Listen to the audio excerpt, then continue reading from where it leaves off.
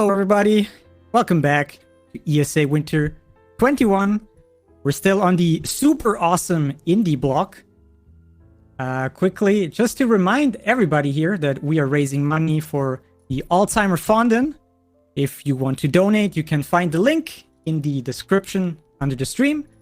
And I would like to quickly give a shout out to our sponsors, which are Tecmo Koei, which just released their new game Neo 2, the complete edition. Check it out. We also got Twitch and ViewSonic. And now, friends, I hope you're hyped. It's time for Katana Zero by Xerclipse. Take it away, friend. Hello, this is Xerclipse, and I'm here to run Katana Zero, and this is my trusty commentator, Yisk. Hi, everyone. Alright, so we're just going to get started right away. And time begins when I deflect the first bullet out of this guy. Which is going to be in 3, 2, 1, go. Alright, so typically the fastest way to move in the game is just to roll. And occasionally use your katana to get you to slash upwards or downwards for speed. And the main objective in the game per room is to just kill every enemy in the room and proceed to the next one. So we start off with these guys right here. And we're going to roll through lasers because we can. And we can also wall jump. And Yisk, would you like to explain how the enemies interact with the lasers? Yeah, so the enemies usually try to avoid the lasers. Like, if you roll through a laser, they won't just run through it. But here in this room, if we flicker the laser, so we turn it off then on again, they will just, their AI will get quote-unquote confused, as speedrunners like to say, and they will just run straight into the laser and die. Yep. And that was the first level. And now this is the second, Hotel. Basically, we have a new mechanic where we could just throw objects at enemies. And that's the mechanic you'll be seeing overall. So here's some interactable objects we can just toss. Oh, okay, there we go. We also got more enemies. So at the end of the level, there is an enemy I have to kill or target at the very end.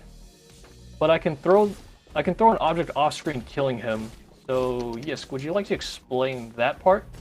Yeah, it's just it's a story enemy basically. So this game has a story, even if we're skipping all of it. So that enemy sort of serves a purpose. You go up to him, he does his monologue, and then he jumps off, and it's very slow, even in speedrun mode. So instead, we just throw an object off screen at him, which kills him and doesn't do any of the dialogue. All right, we're gonna play a little stealth mission just in the beginning. Get past these guys a little bit. And we will take an intentional death to get through the door. And we're back in action. So the main gimmick of the stage is the cameras, where they will lock the doors if they see you, but we can blind the cameras or hide from them to bypass through the doors. Alright, just gotta focus a little bit here. So at the end of the level, there's this new trick I believe discovered by the world record holder last number, that you can throw the bottle at this one enemy that'll be chasing you off screen. So it's called the super bottle throw. And I'm gonna show it off in the next room. So the enemy will be chasing me, but I'll get rid of him before I even see him.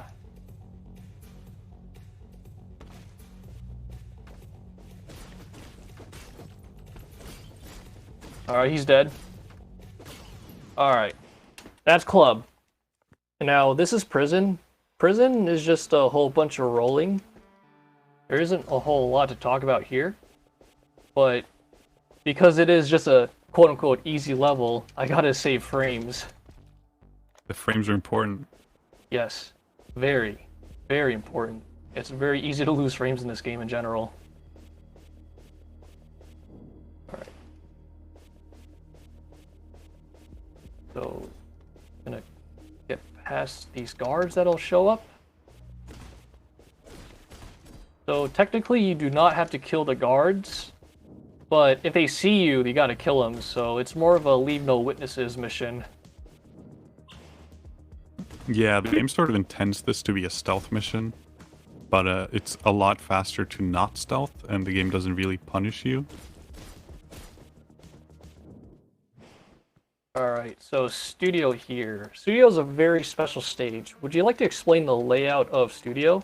Yeah, so Studio has its first room, and then it goes into like an elevator where you can pick your path. So it branches out into 3 different paths, and so you can pick whatever you want, right? But in the run, it's actually faster to pick one specific path, which is the one we take. We go to space first, then to quiet, and then to doom. Which, for some reason, the elevator just goes faster if you go that exact order, in that exact order. We don't really have any idea why. But yeah, Studio is it's where the game starts getting a bit hard, I'd say. Do you agree? Oh, we're fine. Yeah, so we need to go to all 3 floors here and then pick up a key card so we can go through a door to progress to the next part of the level. So there's going to be some rolling back through the levels that we've already been through. Yeah, there's some backtracking through each section. I'm gonna focus at this next room here.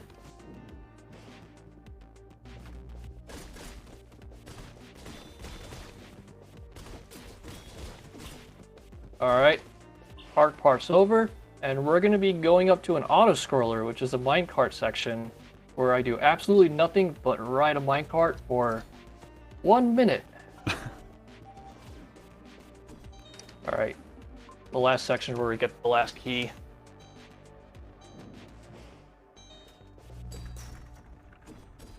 Yeah, dying here is very costly because it is an auto-scroller. Yep.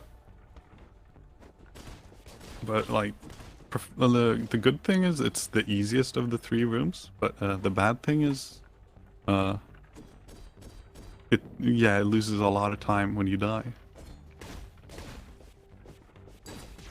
Ooh, got a little too close to the laser. You're fine. Yeah, you're Yeah. fine.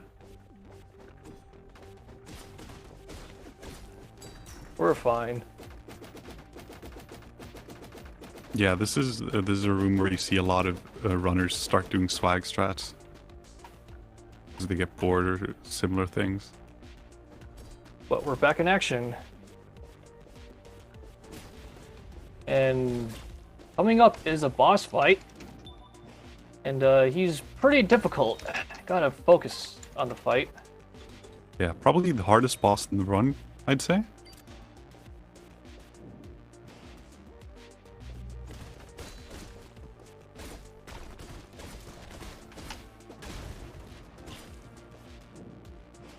Alright, so this is V.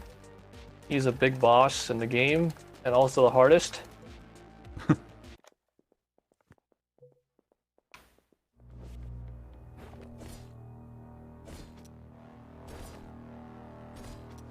That was really good.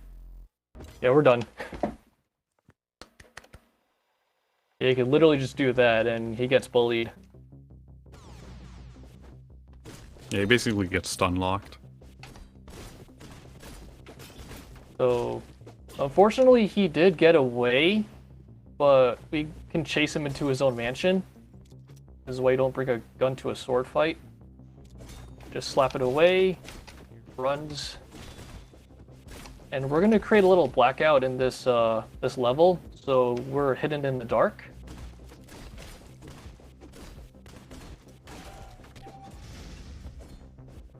And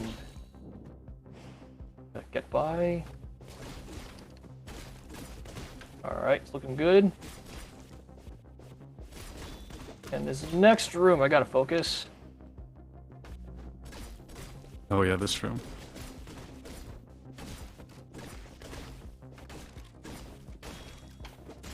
Alright. So yeah, we're coming up to another boss fight. He's not that difficult.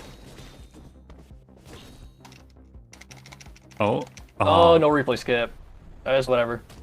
Yeah, if you had skip replay on the first frame of the replay starting, you actually skip it, which saves about 3 seconds. So this is Kissy Face. He's got an axe, and he takes a lot of hits. That's pretty much his entire gimmick. He can throw it, he can jump, and he can jump in the air and spin it around him like a stick kick. But in the run, his AI is scripted, so he always does the same thing. So we all know how to react to it and what to do. And this section is a motorcycle section where you just kill all the enemies as fast as possible in the road. And every time there's a save icon you see in the bottom right, I have to hit the reset button to get the enemies in the next wave to spawn faster. And this is the cone skip, where I just knock these cones out of the way so the game doesn't take forever to load. There we go. Very important to note that skip is actually called Epic Cone Skip, because the runner who found it is called Epic.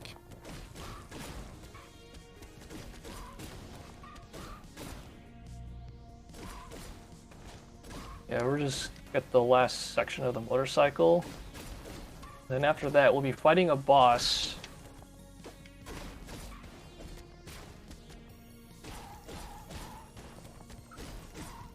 Alright, it's gonna require a lot of focus time from this point.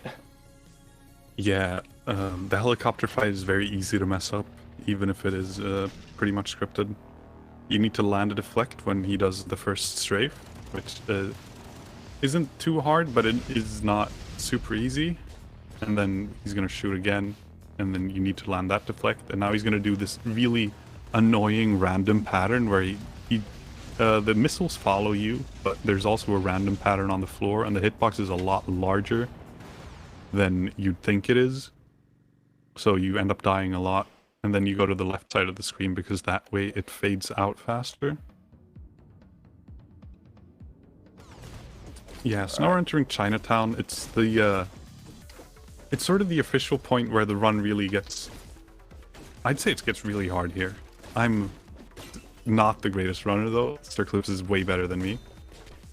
But Chinatown has this gimmick of the robots that are flying. They fly around, they shoot their bullets, but if you slash them, they will fly in a direction and then they will blow up, which is very useful in certain parts where there are a lot of explosive barrels or where the game's very obviously intended for you to hit it. That was really unfortunate deaths there.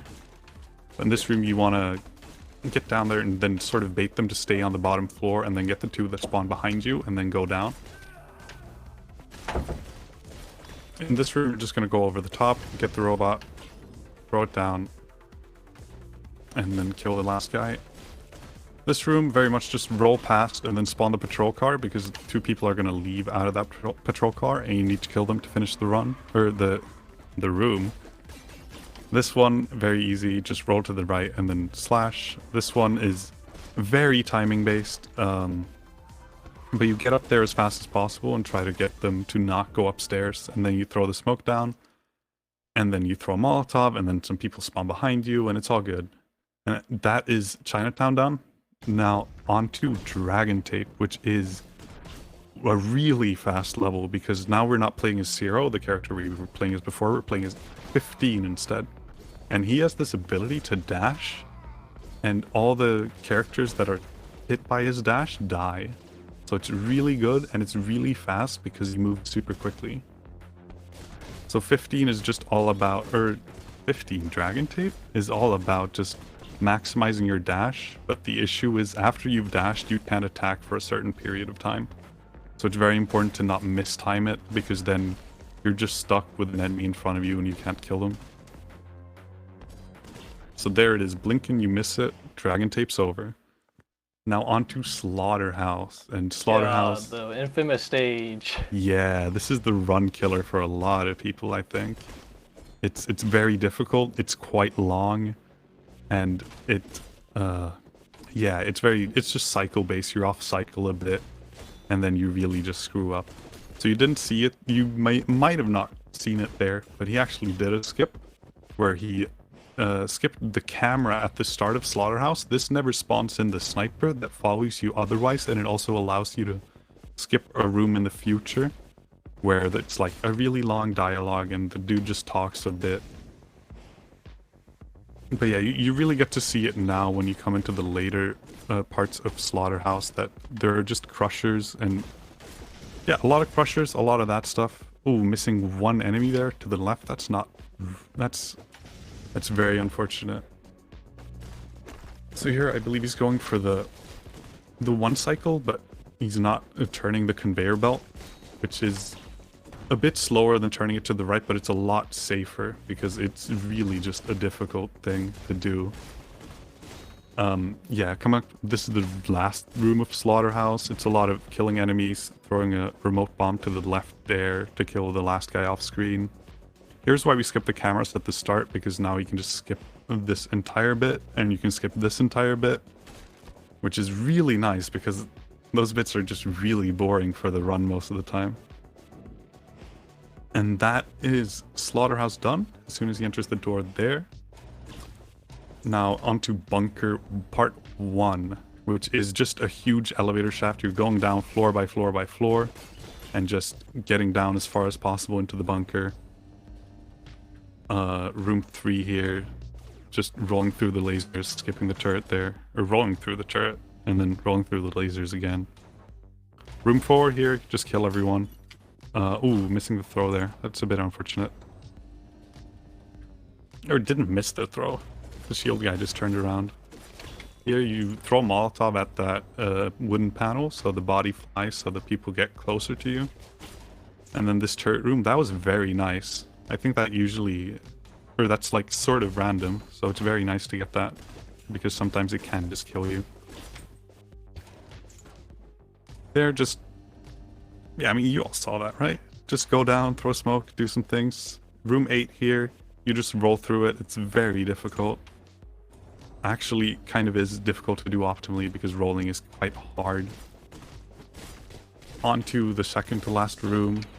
Once again, you need to just roll through, kill people, and then turn off the lasers down there. Onto the last room of Bunker Part 1. You're gonna bait those people down and then throw the remote bomb to the left out of them, and that's Bunker 1 done. This is Bunker 2 now. Bunker 2-1. This strat is... Come on.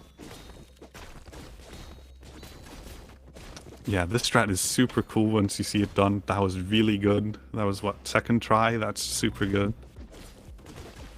And that strat is really cool. You just roll down, or you just deflect the bullet from the enemies, and then you keep rolling and keep going down, and it's just super fast. Onto now the last room of Bunker, where you basically roll through all the enemies, and then you throw the smoke so they don't know where you are. And then from there you can just gather them up and kill them. Nice. And now onto the last boss of the run. So time's coming up shortly. And by shortly, I mean like 40 seconds. But yeah, this boss, very, very simple. You just kill the enemies, and then the boss is going to spawn on the opposite side of the room that you're currently on. After 3 hits, you just jump down and on to phase 2. So phase 2 is very, very easy. There's a lot of stuff that the developer sort of intended you to do, but you can also slash at Headhunter when she's up in the air, which makes the fight super quickly. That was the last boss. Really good. So time's coming up super shortly. So like what? Yep, in about 3, 2, 1, time. 17:38. That was, I mean, I think that was really good. Chinatown. Yeah. Well, that was the run. That's pretty much Katana 0. Yeah, it's a really intense and hard game, but once you get into it, it's you can get the flow of it. It's really quick. It's got a very nice speedrun mode that the developer gave us. You basically skip all the cutscenes, and all the random elements are pretty much gone. So that just makes this game very execution-based. So, thank you for having me. And thank you for watching this run. It was very good. Yeah. Thank you very much for this very exciting run. I think chat enjoyed it very much. And yeah, what he said, go and pick up this game. As somebody who actually speedruns this game as well, I can recommend you should check this game out. It's pretty cool. Could I just throw in a thing here real quick as well? Sure, yeah, If go you ahead. feel like you need an incentive to speedrun this game, there's actually a tournament that is going to start like next week. So if you feel like, oh, I really want to pick up this game, but I don't know the perfect time, now's a great time. There you go. You heard Yisk. But before we go, we got one donation here. I got $25 by Polywag94 saying, "Hey, Xerclipse, so excited to see you showcasing this amazing game at ESA. Thanks for all the work you put in on controller strats and everything you do to keep this community active and awesome. You got this." And looking at the time, thanks. The controller gang needs to grow. yeah, I'm unfortunately not a controller gang, but you know, you heard the man. Controller gang. But yeah, that's it for Katana Zero. We will quickly head into a quick intermission. And when we are back, we are going to see Bloodstained Curse of the Moon 2 by the Blacktastic. So stay hyped and stay tuned in chat. We will be right back after these few short moments.